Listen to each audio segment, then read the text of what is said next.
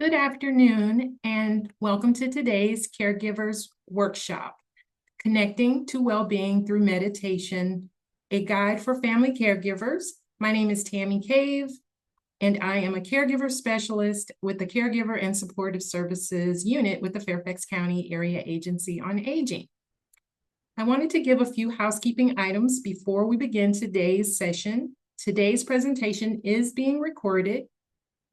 A link for the recording of this session and the slides will be sent to all of you by next week. We have enabled closed captioning, and you can turn the captioning on and off on your Zoom panel at the bottom of the screen. If you have questions at any time, please use the Q&A button located at the bottom of your screen. And there will be a quick survey as you sign out. If you can please take a moment to answer those questions. It helps us to create programs that are relevant and interesting to our caregiving community. Now, I would like to introduce to you today's speaker, Jody Supanich. Jody began practicing meditation almost 30 years ago in her late teens. For years, she practiced meditation medicinally, picking up practice during difficult times and then letting it go. Then, as a part of her yoga teacher training, she established a daily meditation practice. Daily practice completely transformed her life. She has since studied and practiced in the Zen, Insight, and Tibetan Buddhist traditions, fueled by a deep desire to help everyone, including herself, connect to their innate capacities for awareness, love, and curiosity. Jody is the founding director of the Washburn Meditation Center, where she teaches meditation, somatics, and yoga. She also teaches at Northland College on the southern shore of Lake Superior at Banyan Online and on retreats in nature. She is certified in mindfulness meditation. She is a certified mindfulness meditation teacher, a licensed anytime, anywhere meditation teacher, and she is the mother of 4 wonderful teenagers. Jody loves dancing and camping, hiking, paddleboarding, cross-country skiing, cooking, baking, and listening to all kinds of music, along with singing and playing bass in her band, the Chiwamagan Bay People's Orchestra. That's a mouthful. Jody, please come on camera and begin the workshop. Okay, hi everybody. Thank you so much for that, Tammy. I know I gave you a mouthful. And I just want to welcome you all. I'm so happy that you're here.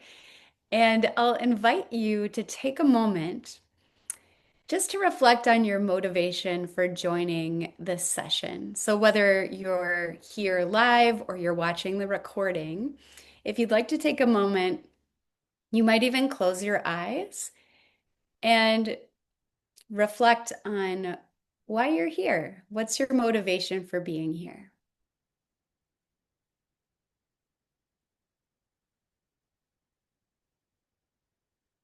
And whatever that motivation is, I'll invite you to recognize that on a deeper level, that motivation is the motivation to be happy and free from suffering. So really that's your innate love and capacity and compassion manifesting for yourself and for others. And I invite you to just take a moment to appreciate that.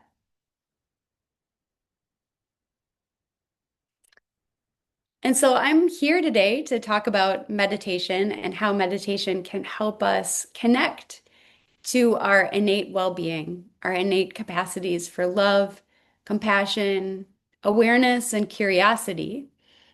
And before we dive in, I would like to invite you all to join me in a breathing exercise that I have found really helpful, especially when I'm dealing with worries, anxiety, if I feel like I'm stressed out.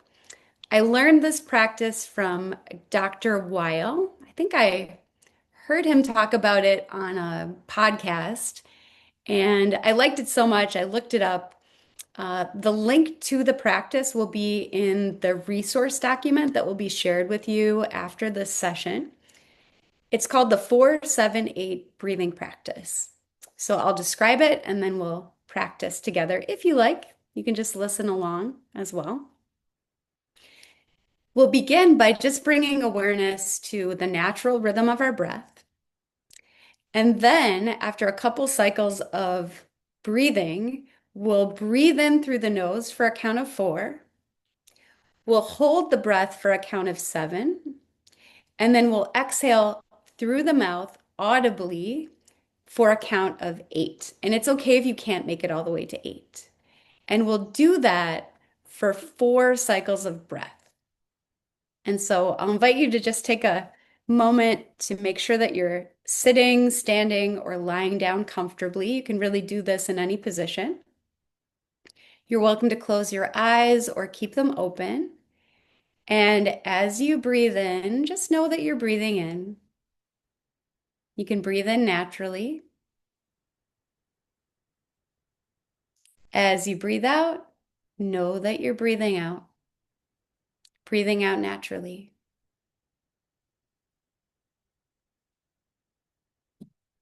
And we'll stay here for a couple cycles of inhaling and exhaling, letting the breath be natural. And just knowing that you're breathing in and out, that's enough.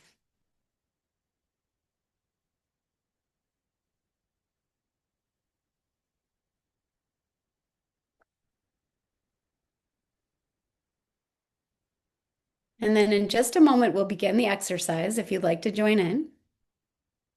So on your next inhaling breath, inhaling through the nose if possible for a count of 4. Holding for a count of 7. And then breathing out through the mouth for a count of 8.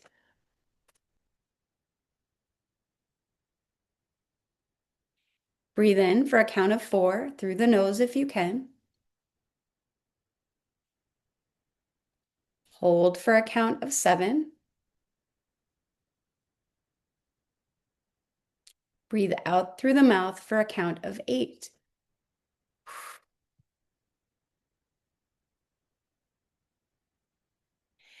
And now you can repeat that 2 more times on your own. So just as a reminder, breathing in for a count of 4, holding for a count of 7, breathing out through the mouth for a count of 8.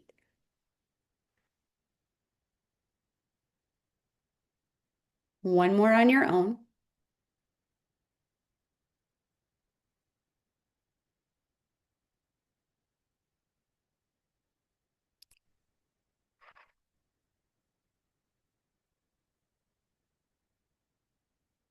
And then you can return to the natural breath. So letting go of any counting, any controlling of the breath. Letting the breath be natural again.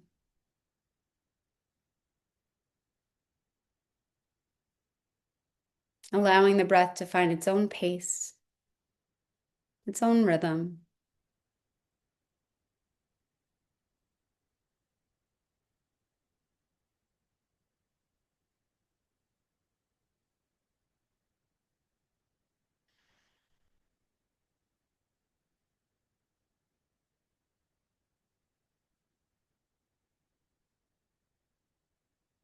And then we can go ahead and let go of that practice. And if you were closing your eyes, you're welcome to open your eyes. And I know that, like, I can't see you, but I do have a question for you to consider. Um, is that meditation? So, is what we just did, do you consider that to be meditation? So, your answer might be yes, might be no, could be maybe, I don't know. So, just think about that for a moment. And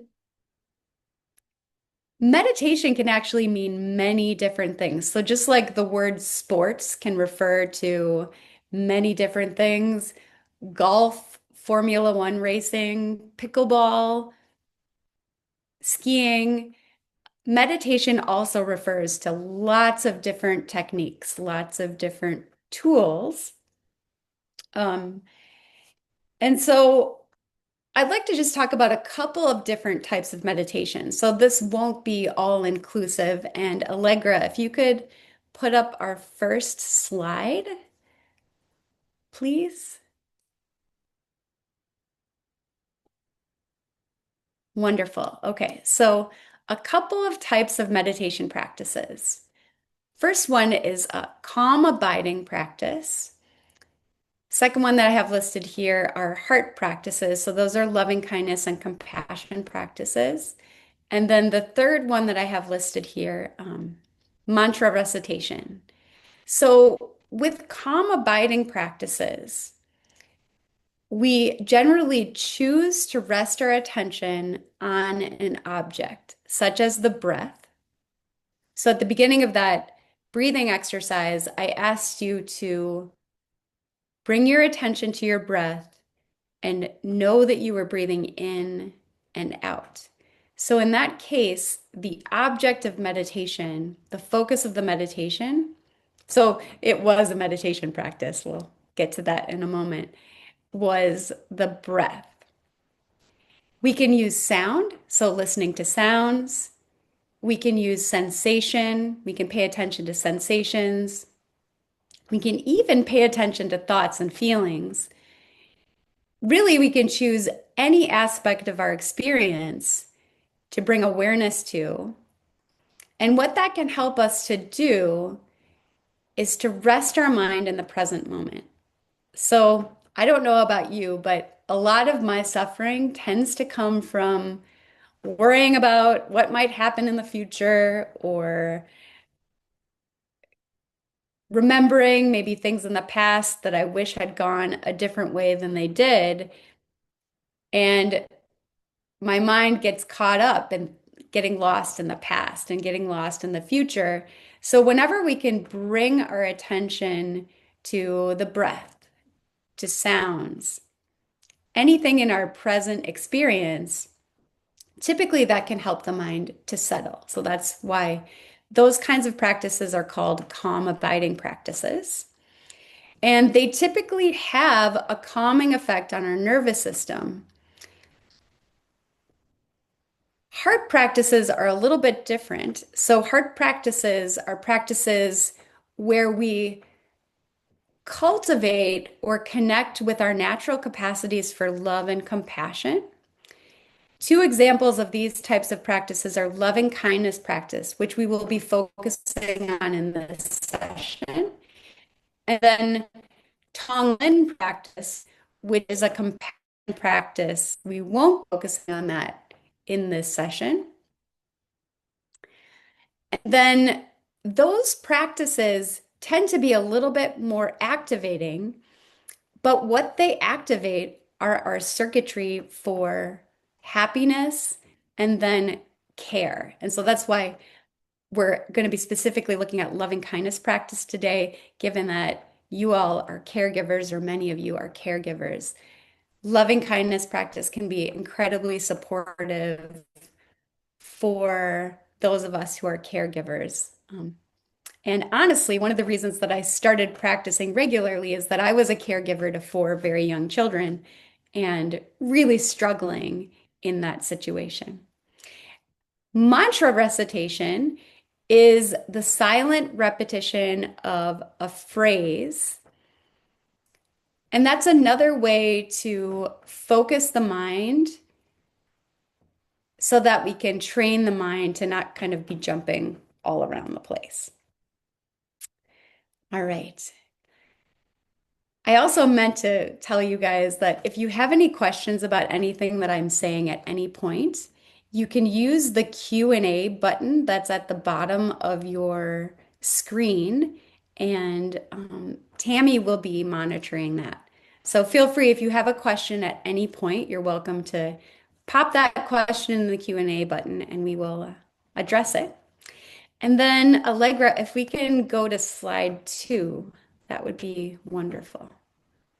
So I want to also talk a little bit about what meditation is not. Meditation doesn't mean stopping your thoughts or feelings. And in fact, trying to do this is almost always impossible. That's because thoughts and feelings are the natural activity of our mind and our bodies. And so it is a common misconception that meditation means blocking thoughts or stopping thoughts, especially in the traditions that I've trained in. What you instead learn to do is you shift your relationship to your thoughts and feelings in a way that you make friends with them. And so you are no longer under the control of your thoughts and feelings. Gradually, you become the boss of your own mind. And then, Allegra, if we can go to slide 3, please. And so, the essence of any meditation practice is awareness. So, whenever you're aware of what you are doing when you are doing it, that is meditation. And so, what that means is that you can literally meditate anywhere, anytime, and in any circumstance. As a counterexample, I don't know if any of you have had this experience where you walk to the refrigerator and then you open the refrigerator door and you realize you don't know why you went there or what you were looking for. That's a moment of not being aware, not knowing what you're doing when you're doing it. So sometimes it can be helpful to look at that juxtaposition. If you're folding laundry, and while you're folding laundry, you're paying attention to the tactile sensation of the clothes in contact with your hands. You're paying attention to how the clothes look. Maybe they smell really good because they just came out of the dryer. They feel warm. That can be a meditation practice. So there's a way to meditate throughout the day in your daily life. There was a study that scientists did during the COVID pandemic, and this was before we had vaccines that were readily available. And they looked at doctors and nurses who were working in hospitals, so an incredibly stressful situation. Lots of people are sick, lots of people are dying, and there are no vaccines yet available. Researchers had one group of doctors and nurses practice meditation for only 3 minutes a day. And it didn't have to be a formal practice where they were sitting and the room was quiet. They could practice meditation while they were doing laundry, while they were doing the dishes, while they were walking. Just 3 minutes a day of meditation practice reduced their levels of stress by over 20%. And so it doesn't take that much. All right, so going back to the 4-7-8 breathing exercise that we started with, I had asked you if that was meditation, and I kind of already gave the answer away, but yes, in fact, it's meditation.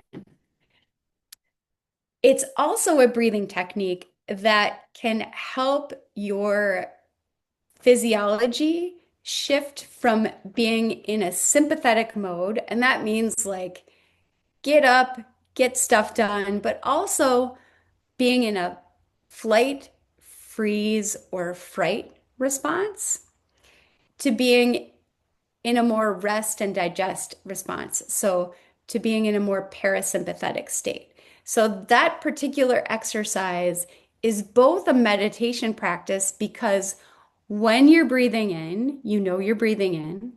When you're holding your breath, you know that you're holding your breath. And when you're breathing out, you know that you're breathing out. So it's meditation. One bonus that you get when you bring your awareness to your breath is that Changing the way you breathe can impact your physiology, and you can impact your physiology in a way that can help your body to calm down. So it's kind of like a two for one situation there with that breathing practice. Specifically, that breathing practice can be done 2 times a day. I like to do it once in the morning, once in the evening, and just 4 cycles is enough. If you do that daily for about 8 weeks, you will likely notice that there's a shift in your nervous system. Your body is naturally going to be in more of a parasympathetic state, a rest and digest state. Okay. So we talked about a couple of different types of meditation practice. We talked about calm abiding practice. We did one calm abiding exercise. And before we get into loving kindness practice, I'd like to share one more calm abiding practice that I found to be very simple and very useful. This practice I learned from Judson Brewer. I also heard about it on a podcast. There'll be a link to this practice as well in the document. Oh, and thank you, Allegra. I had meant to go to that slide. Yeah, you can meditate anywhere, anytime, and in any circumstance. Yeah. So this next technique, it's called the 5-finger breathing practice. Anyone basically between the ages of 2 and 110 can do this practice. And what you do, I'll describe it to you and then we'll go through it, is you take one hand and you spread your fingers out, and then you take another hand. It doesn't matter what finger you use on that other hand. And as you breathe in, you trace the outside of your pinky finger. As you breathe out, you trace the inside of your pinky finger. Next in breath, you trace the outside of your ring finger. Next out breath, you trace down the inside of your ring finger. Next in breath, you trace up the middle finger. Next out breath, you trace down the middle finger. Next in breath, you trace up the index finger. Next out breath, you trace down the index finger. Next in breath, you trace up the thumb. Next out breath, you trace down the thumb. And the exercise is complete. So I invite you to think for a moment, like, okay, what aspects of our experience are we paying attention to while we're doing that practice? So as you're tracing your fingers, you have sensation to pay attention to. The sensation of your finger in contact with your other finger. You have your visual sense to pay attention to. So you're watching your finger trace your other finger. You're paying attention to the breath, breathing in as you trace up, breathing out as you trace down. And then you also have to pay attention to the fact that you're moving the finger that's doing the tracing. So you're paying attention to movement. That's 4 things that you're paying attention to. Typically, as human beings, our short-term memory can only hold about 4 things at a time. And so this technique can be especially useful if you're caught up in a worry cycle or if you're caught up in ruminating about something that may have happened in the past. Because once you have to pay attention, you're giving your brain a lot of jobs to do here as you're tracing and breathing. There's not a lot of room for worry and there's not a lot of room for rumination. And so it can be a nice way to give yourself a break. So I'd like to try that practice together. And before we practice that, I do want to just pause and see if anyone has any questions so far about anything that I've covered.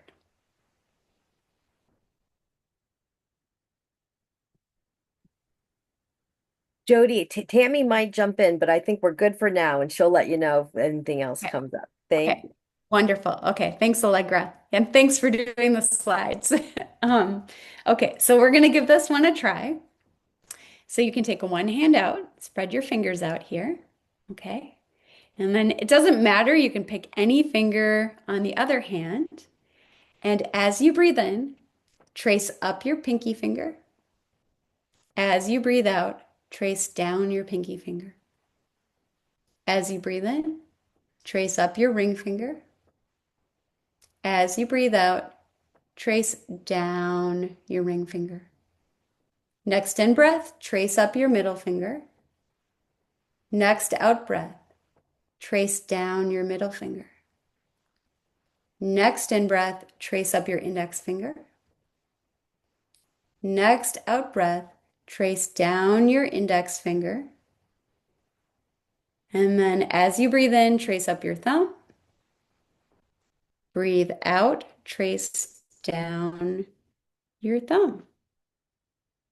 Okay, wonderful. And that's a real quick practice that you could really do anytime, almost anywhere. I mean, people might think you're kind of weird if you're, tracing your fingers, but you could do it under a table if you're in a meeting.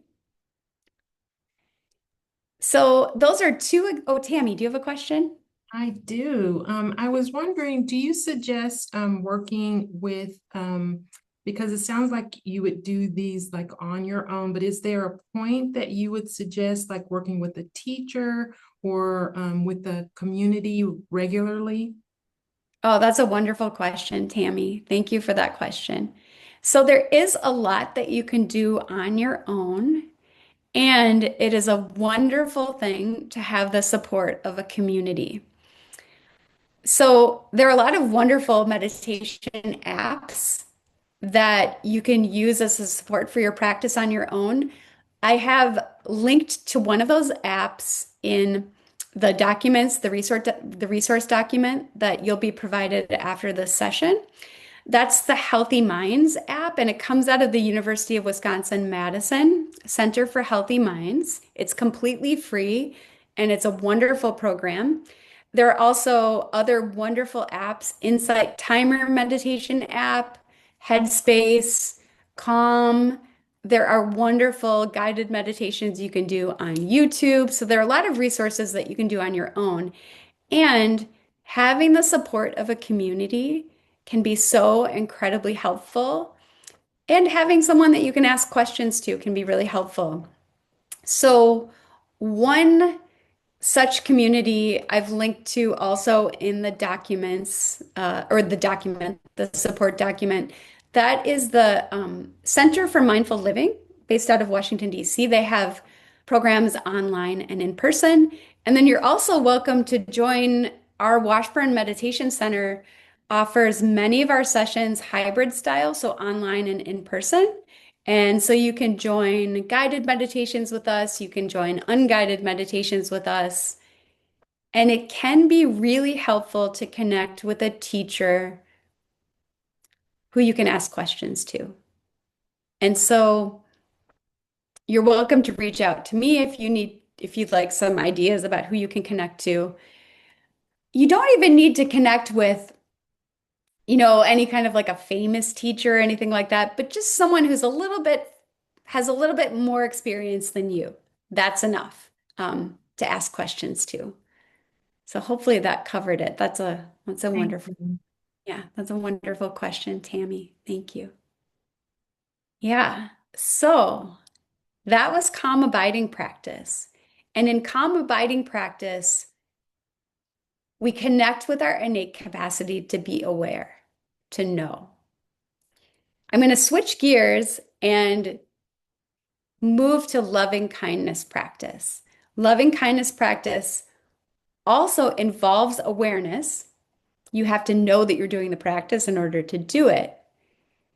And it also goes a little bit further, helping us to connect with our innate capacities for love and compassion.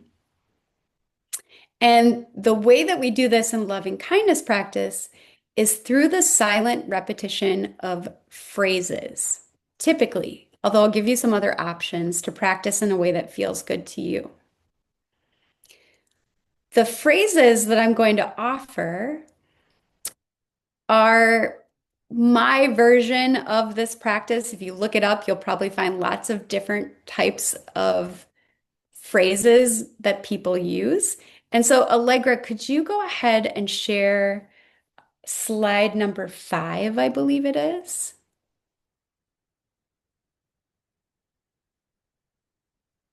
Well, maybe, yeah, there we go. Okay. So these are the loving kindness phrases that I'll be guiding you through today when we get to practicing this. May you be safe, protected from inner and outer harm. May you be happy and peaceful. May you be as healthy and as strong as you can be. May you live a life of ease, free from unnecessary struggle. May you have all of the love and all of the resources you need to flourish and thrive. May you be free. And so, Allegra, you can stop sharing now. Thank you. Those phrases are also included in the document that I've been referring to. I want to talk a little bit about my history with this practice and then the actual history of this practice. For the longest time, I was more or less a lone wolf meditator. So, Tammy, you asked about like, can you do this by yourself? And certainly you can. And I at one point started practicing with just one friend. We would actually FaceTime meditate. So this is like before Zoom was a thing. We would FaceTime meditate at like 4:30 in the morning. And we would just meditate in silence together. And then one day, out of the blue, he started saying these phrases. May you be safe, protected from inner and outer harm. May you be happy and peaceful. And I got so mad. Like I was really angry because I felt like he was interrupting my meditation practice. So that was my first response. And I also thought that the phrases were kind of cheesy. So if you notice any resistance in yourself as I was saying those phrases to you as we're doing the practice today, that's really common. It's really normal. Um, but I also thought it was incredibly sweet. And so I decided to explore that practice a little bit more. And over time, this practice has become one of my favorite practices. I include it in my daily practice, no matter what. As a caregiver myself, and I'm not caring for anyone with disabilities, I'm not caring for the aging, but I have spent the last almost 20 years caring for young children. I've experienced a couple of different, well, many difficulties, but one difficulty is being really frustrated with the people that you're caring for from time to time. And then also the tension that occurs between like needing to care for your own well-being while still being available for the ones you are caring for. Loving kindness practice has been so incredibly helpful for me personally. So I do this practice for my children. And when I do this practice for my children, it really helps me to appreciate their presence in my life, even when things can be frustrating and hard. When I look at them, it's more easy for me to connect with how much I love and care about them and to see how beautiful they are. And then more recently, so within about the past year and a half, I've started including loving kindness for myself every single day when I practice. I also heard about this on a podcast, which maybe that's like my primary source of information. I think I was listening to Rick Rubin, who's a music producer, and I think that Jack Kornfield, who is a wonderful teacher in the Insight tradition, maybe some of you are familiar with him, had suggested to Rick Rubin that he do a year of loving kindness practice just for himself. And so I thought, well, maybe I'll try that and I'll see what happens. One of the primary things that I noticed was that I was able to hold healthy boundaries much better when I was practicing loving kindness for myself. And holding those healthy boundaries actually made me more available as a caretaker for my family. Another benefit of this practice is that when you do this practice, it activates circuitry for happiness and parental care in your human brain. So it's something that you can do if you're feeling sad, if you're feeling lonely, if you're feeling run down. It can be a resource. It can be a way to resource yourself. And it's okay if when you're doing the practice, you feel like you're just kind of going through the motions. Just the act of doing the practice, just the intention of doing the practice, that's enough. And so the way that we're going to do this is we're going to start by sending these wishes of loving kindness to a loved one. So someone for whom it's really easy for us to feel a sense of love and care in an uncomplicated way. So that might be sending loving kindness to your cat or your dog. It could be sending loving kindness to a benefactor, so someone who has really benefited you in your own life. Then we'll practice sending loving kindness to ourselves. And for a lot of us that grew up in today's culture, we're told that like we should give loving kindness and compassion to everyone else, but oftentimes we're not told that that loving kindness and compassion should include ourselves. And so this can typically be more challenging for us. And as we do this practice, I'll offer you a couple of different options. So one option will be to send the wishes from yourself to yourself. You can also send the wishes to a younger version of yourself, so you can imagine yourself as a child. You can also imagine someone who you know loves you unconditionally. Could be a grandparent, maybe your dog, perhaps a religious figure. So if you're a religious person, you can imagine Jesus or God or the Buddha or Muhammad sending you those wishes of loving kindness. So I'll offer those options when we get to that stage. The third stage is to send the wishes of loving kindness to a neutral being. So a being for whom you neither have like really strong positive feelings or really strong negative feelings. This can be someone that you see around town. It could be maybe someone that you imagine. Sometimes I think of like a person in a house 2 blocks away who I don't know who they are, but it's someone that you don't have a strong feeling either way for. Then we'll practice sending loving kindness to a person with whom we have like a mild to moderate amount of difficulty. So not a big amount of difficulty. Maybe someone who's frustrating us or annoying us a little bit, or just a friend or family member who's going through a tough time. And then we'll end by sending the wishes of loving kindness out into the world. So we'll hit 5 different categories of beings: a loved one, ourselves, a neutral being, a being with whom we have some mild to moderate amount of difficulty, and then expanding that out into the world.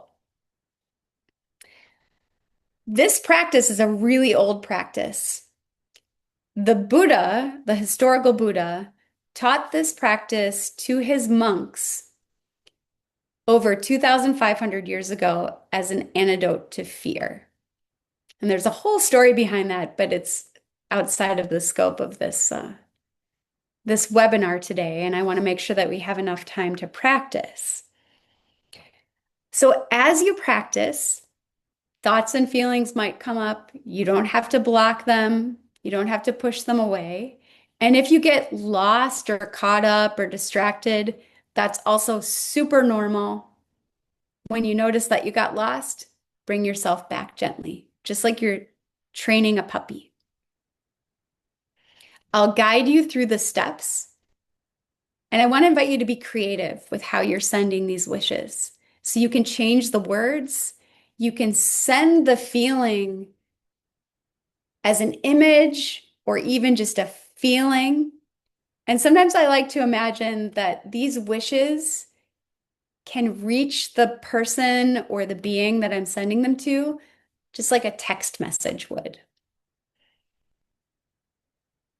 And before we dive into the practice, I'll just take a moment here and invite you. Does anyone have any questions before we get started with the practice?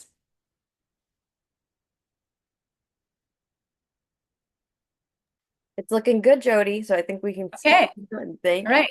All right. Well, let's go ahead and practice.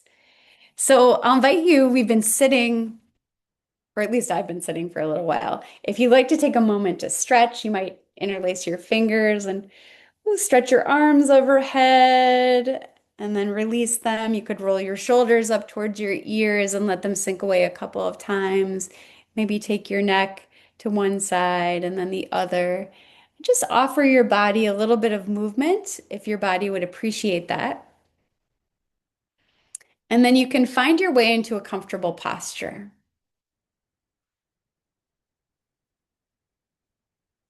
And so if it works in your body, finding a position, you can be lying down, you can be seated, you can be standing.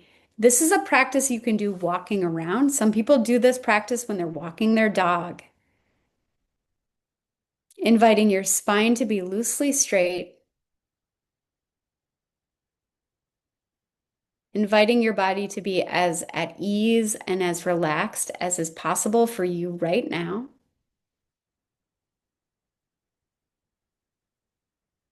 And then just like we did before, we'll begin by bringing awareness to the movement and the sensations of breathing in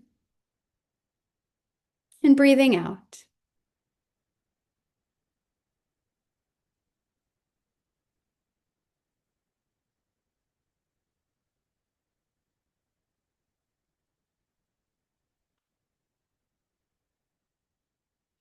And then as you're ready, I'll invite you to bring to mind a loved one. So someone for whom you have a really easy sense of care, someone you care about in an uncomplicated way. So this being could be a friend, a family member, a pet. Bringing this being into your mind and heart.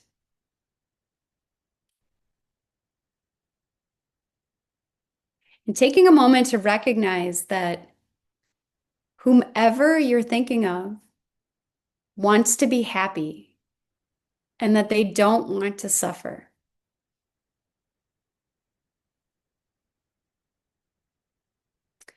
And then from the space of recognition,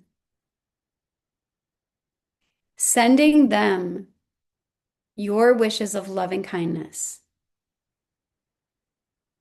Feeling free to modify these words in any way that feels right and good to you, or to send them non-verbally as an image or as a feeling. May you be safe, protected from inner and outer harm.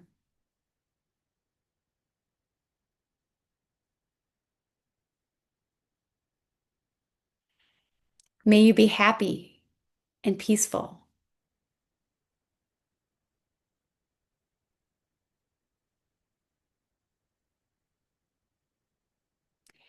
May you be as healthy and as strong as you can be.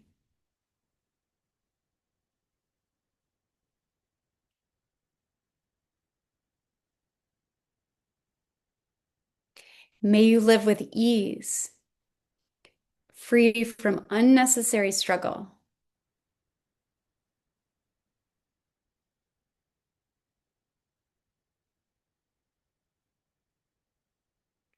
May you have all of the resources and all of the love that you need to flourish and thrive.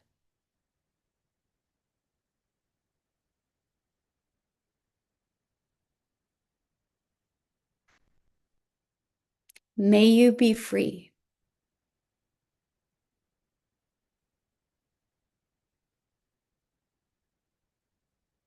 And now just taking a moment to pause, aware of whatever is present for you in your experience. So you might be feeling feelings of warmth, of love. There might be resistance to the practice. There could be boredom. You could really not be feeling much of anything at all. There's no right or wrong experience.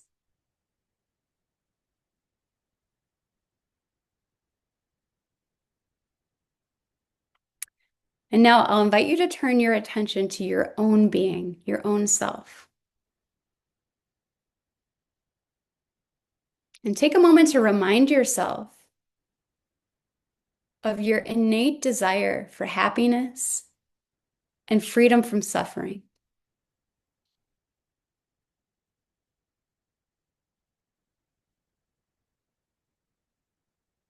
And then I'll invite you to send these wishes of loving kindness to yourself. And if you feel like sending the wishes from yourself to yourself is a little bit too much, you can modify the phrases, sending these wishes to yourself as a child or a younger version of yourself. Or you might imagine someone who loves you unconditionally, just the way you are, sending you these wishes.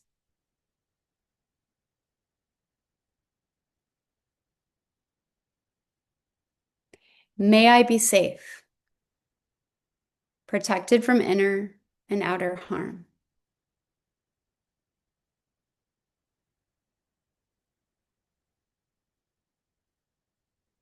May I be happy and peaceful.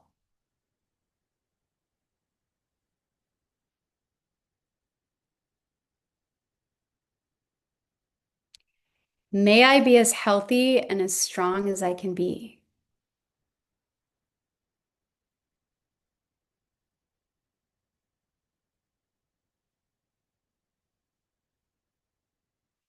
May I live with ease, free from unnecessary struggle.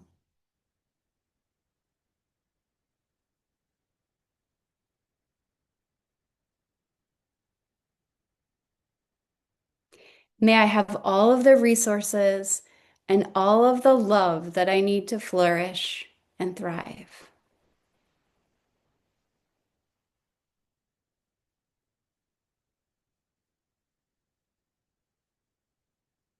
May I be free.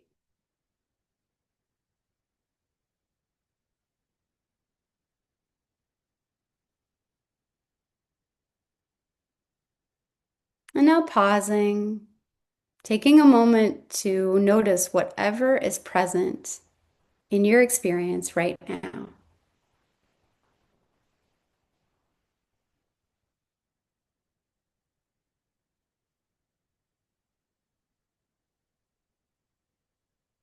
And then as you're ready, you can shift your attention to a neutral being. And this being doesn't have to be 100% neutral. So maybe it's someone you see at the grocery store on a regular basis, maybe someone in your neighborhood,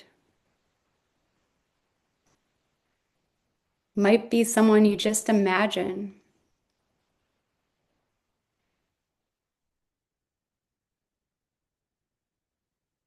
And as you bring this being into your mind and heart,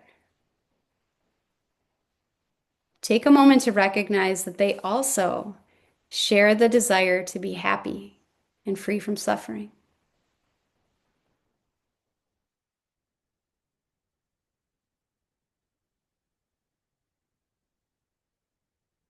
And then sending this being your wishes. May you be safe, protected from inner and outer harm.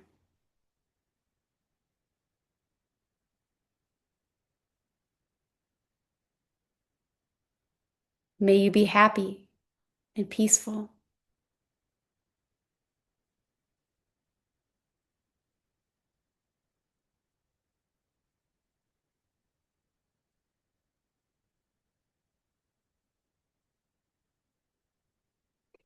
May you be as healthy and as strong as you can be.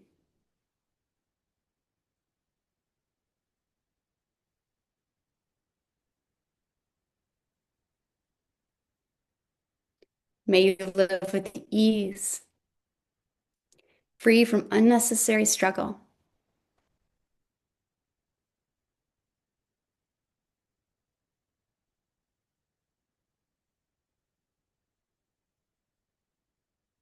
May you have all of the resources and all of the love that you need to flourish and thrive.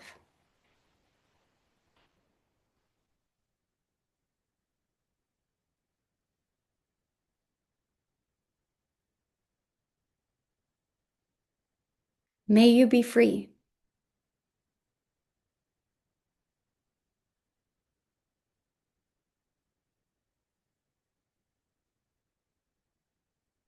And now, just for a moment, letting go of any sending, letting go of any meditation technique, allowing your mind to rest in whatever's present for you right now.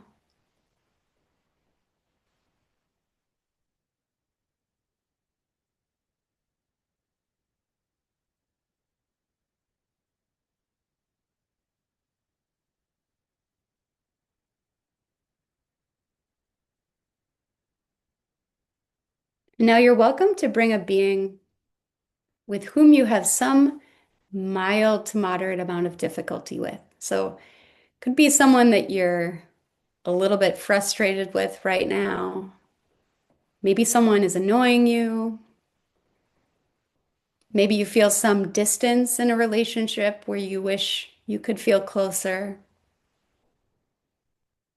And for the purposes of this meditation, not going into any extreme difficulty, not going into any traumatic situations. Another alternative is to bring to mind someone you care about who's going through a tough time.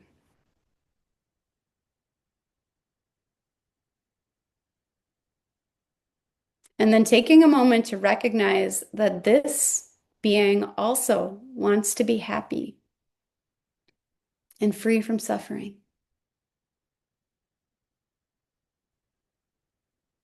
And sending them wishes of loving kindness, even if it feels like you're just going through the motions,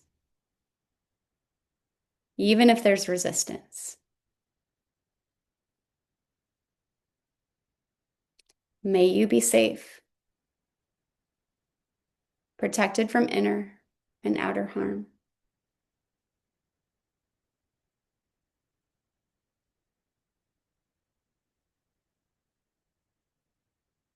May you be happy and peaceful.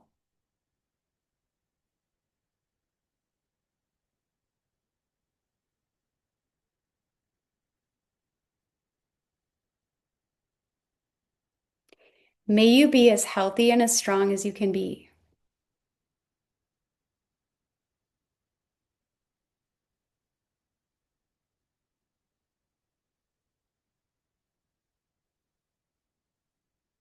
May you live with ease, free from unnecessary struggle.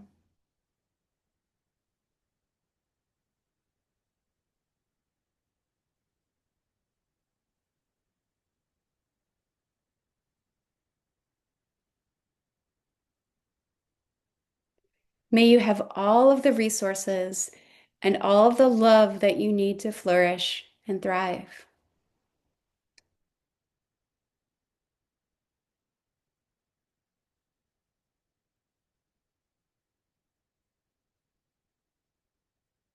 May you be free.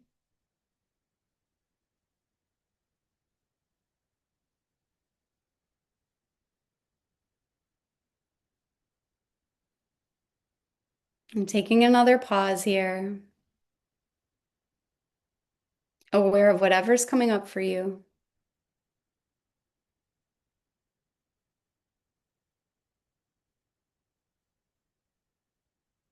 And then we'll bring this meditation to a close by extending that wish out into the world, recognizing that we all share the desire to be happy and free from suffering.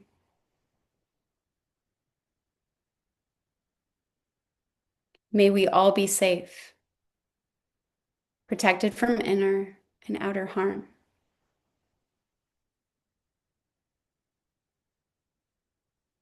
May we all have peace and happiness in our lives.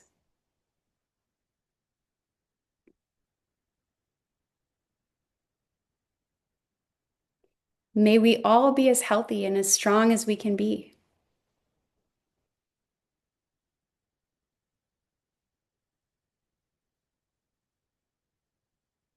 May we all live with ease, free from unnecessary struggle.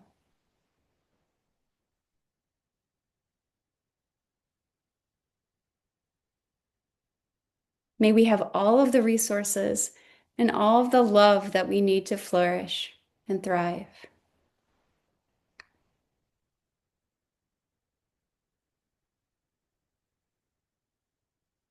May we all be free.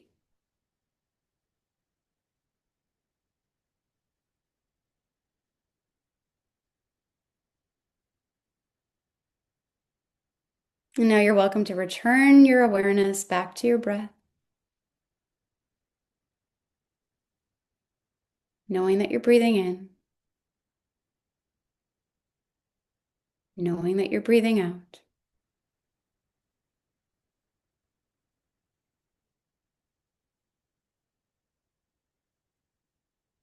And then when you feel ready, you can open your eyes if they were closed. You can begin to invite some movement back into your body, and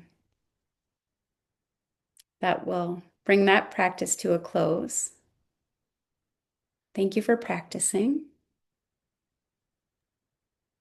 That was wonderful. We have a question from one of our attendees who's asking, can I send mindful wishes to more than one person at a time? Yes, that's a wonderful question. Thank you for that question. Yes, absolutely. And sometimes what happens is you'll pick one person or one animal that you're going to work with, and then another person or animal will kind of pop up into your mind and head. It's okay to go with that. Yeah, so definitely you can do more than one at a time. It's a great question. Thank you. Any other questions are welcome.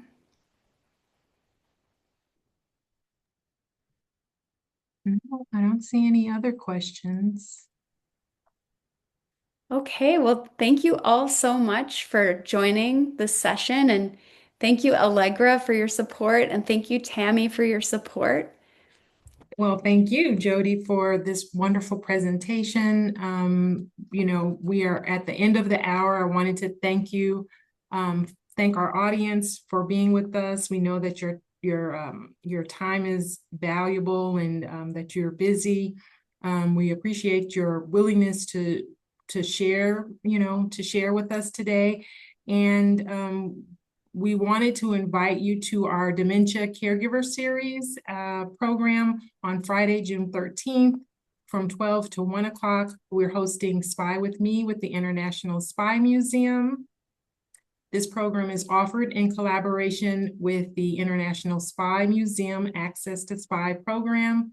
Spy With Me is an interactive hour-long virtual program for individuals living with dementia and their caregivers. Join SPY as they use music and artifacts to explore some of our favorite SPY stories and get to know each other. This is a program that will not be recorded, and audience participation is encouraged. Just a reminder that there is a survey at the end of this program. We would like for you to share with us what caregiving topics you are interested in for future programs. I hope everyone has a great afternoon. Again, thank you, Jody, and we hope everyone takes care. Take care and have a good afternoon. Bye-bye. Thanks. Bye-bye. Bye-bye.